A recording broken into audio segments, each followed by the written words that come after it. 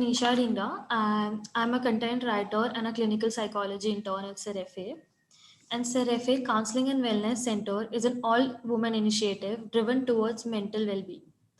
Our ultimate motto is taking care of an individual's well-being holistically. We provide services through online counseling and in-clinic consultation across India. Um, we have today's speaker with us. We have Achal Gay with us. Achal, on to you. Introduce yourself. Yes, thank you, Tanisha. Good evening, everybody. Thank you so much for joining us for this lovely workshop, which I hope you all are going to find fun and interesting and also be able to use it in your everyday life.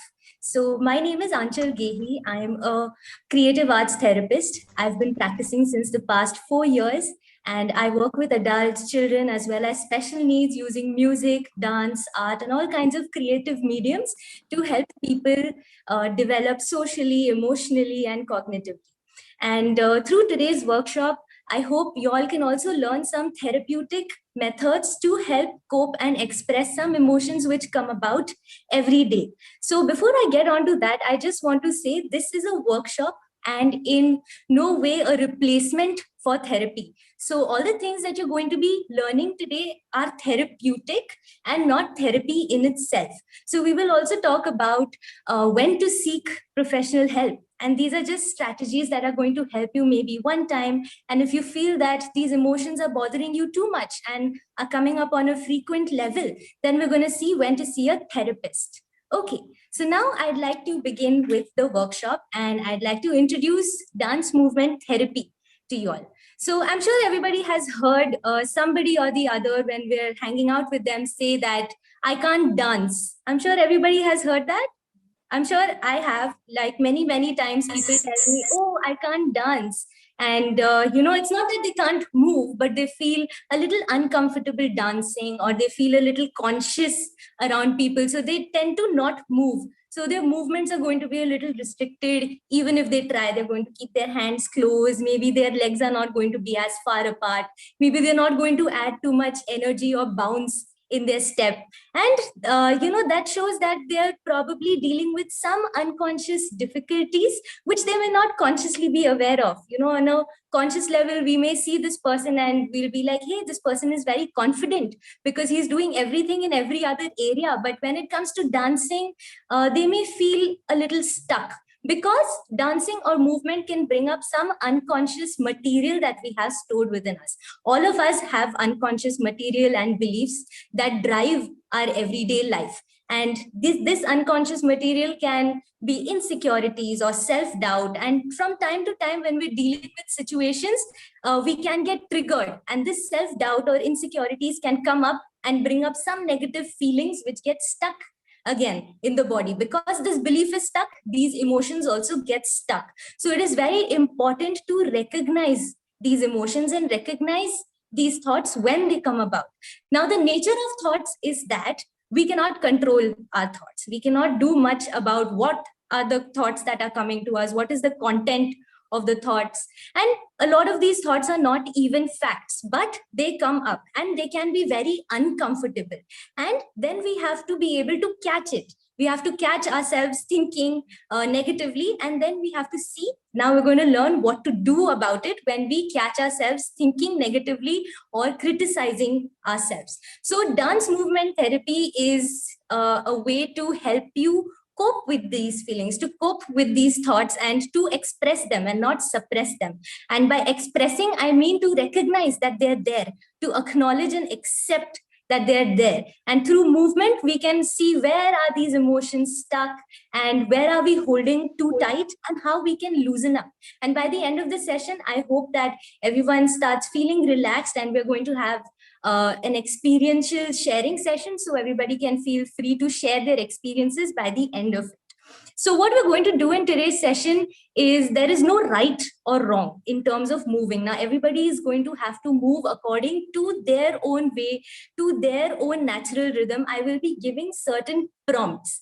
Okay, there is no right or wrong, and you're free to move however you feel like. Okay, so this is what movement therapy is all about. You don't need to know how to dance, but we're going to try and figure out what is my body's natural rhythm and how can I move with it? And how can I let some emotions which may be stuck, maybe say in my neck, in my back, how can I free myself from them? Okay, so now let's talk a little bit about emotional freedom. What exactly is emotional freedom? Because emotions are always just there, and no matter how much we try to get rid of them, like we try to get rid of negative thoughts, we cannot get rid of them.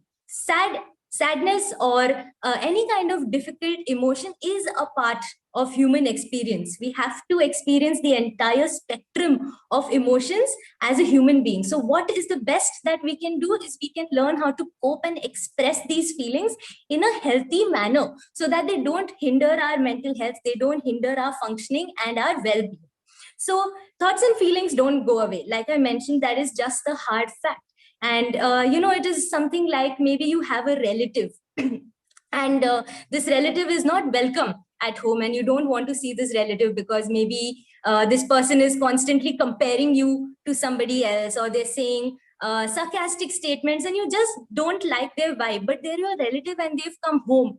Now you don't want to listen to everything that they say, right? You don't want to engage with that, but they're going to constantly keep talking. So what you do is just you observe and you listen. So it's like you listen from one ear and you let it out from the other. If this person is comparing you to somebody else, you don't take that onto your heart, because you already have understood that this person is not my vibe, or we don't match on the same frequency, or we have different boundaries and a different perspective towards life. Okay, so it's like that. So we don't entirely engage with it. At the same time, we don't dismiss it, because it is still a part of us. And a lot of times when these emotions, these difficult emotions are coming up, they're trying to tell you something. They're trying to maybe tell you that either you're not looking after yourself so much, or they're trying to tell you that maybe a situation is making you criticize yourself too much, and that is the only reason why these emotions start coming up. And it can be so unconscious, right? We're not even thinking about it. So, and automatic thoughts, one automatic thought can come and it can induce a feeling, and then it can be like your whole day is gone. So it is very important to catch that automatic thought. Let's say, for example, you have an automatic thought, I'll never complete my assignment on time. Then you're going to start acting towards that. You're not going to take enough effort, even though you have the capability to achieve that goal, because you've already set this belief that you're not going to achieve that assignment, you're not going to finish that assignment.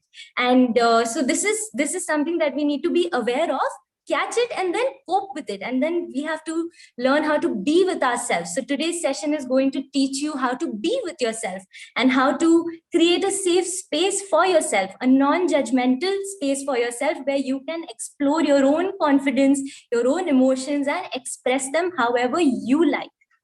Okay, fine. So now let's talk a bit about how movement can impact your mental health. So many times, I think even when we were in school, the teachers would say, sit up straight. Now, why do they say that? Is because when we sit up straight and then our spine is straight, we start concentrating, or our focus becomes more. We immediately become more alert. So sitting up straight is a kind of movement, and that can impact your mental health so much, or it can impact your functioning so much. Just sitting up straight, and you start focusing better, right? So that is one way, an example of how movement can impact your mental health. Other is people exercise, or they go out in the sun and they take walks, or they dance, or they try to relax their body. And that is how movement can impact your mental health. Even relaxation is a part of movement. We're constantly moving. Like even when I'm talking to you, I'm moving, even though I'm sitting in one place. So humans are constantly moving. So it is very important for the body to relax also. And that is also an important part of movement and movement therapy. Find your rhythm. Let your heartbeat guide you. Spread your arms. Spread your arms. Bend your knees. Explore your space. There's so much space around you. Go to the ground. Explore the ground. Feel comfortable in your own body.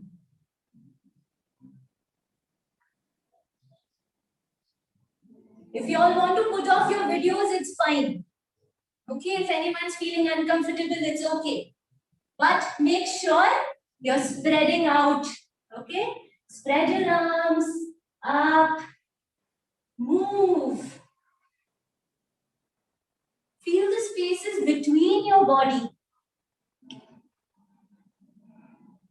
Allow your body to move.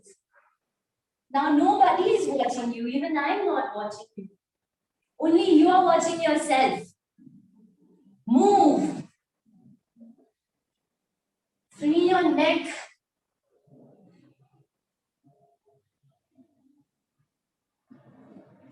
If you like, turn around. Go with your own rhythm. What does your body want to do? Does it want to sit? Does it want to explore the floor? Or does it want to stand? Does it want to feel the space above your head? To your movements. Absolutely, ma'am. Can you hear me? Yes. Yes. Hi. It was indeed a very nice experience. I dance. That's amazing. Yes, I dance, and because I dance, that is a very easy way out for me to whenever I'm in some pain or whenever I'm depressed, whenever I'm having any sort of conflict in my mind, I would say that is the easiest way out for me to shed that off and be free again. So that was the main purpose for joining you today. And I really enjoyed a lot. And for the last 45 minutes, I have been, moving my body. And not only it's all about the mind. When it's exercising, like dancing, it also now we must have all be sweating right now because we have danced for for the last 45 minutes. So yes, it was a very nice experience, ma'am. Thank you so much. Thank you so much. It was very enriching as well, because now we know how to compartmentalize the negatives and the positives and then shed off the negatives, or maybe through the door and the window we can just we can just let them be and just feel that we are enough to make ourselves happy. Yes, absolutely. That is so beautiful. Thank you for sharing your insights, Payal. That's amazing. I hope Thank you continue to dance and do spread the awareness about absolutely, dance. Absolutely. It's not about, what I understand is in my dance school also, there are students who are newcomers. There are people who are not that pro in dancing, but at least spreading your arms, at least rotating around yourself, or just doing some movements will give you some free environment, even if not in front of others, but within yourself. That confidence or that thing comes into, that positivity comes back. Yes, so that was really nice. That was really nice. Thank you for sharing, Payal. Thank you for sharing. Thank you. Actually, I have enjoyed a lot, and thank you. And your style regarding this, the movement of body with breathe, how we breathe and move your body to relax. So this is a very good part. And second one is how to basically hold the negative thoughts in your hand and throw it out. So that is also very excellent, because it is a very beautiful way to de-stress, basically, to basically get rid of this kind of thoughts. Yes. It is sometimes it is very difficult. Those thoughts come again and again in the mind. So that is very good thing. And we'll explore, basically we'll explore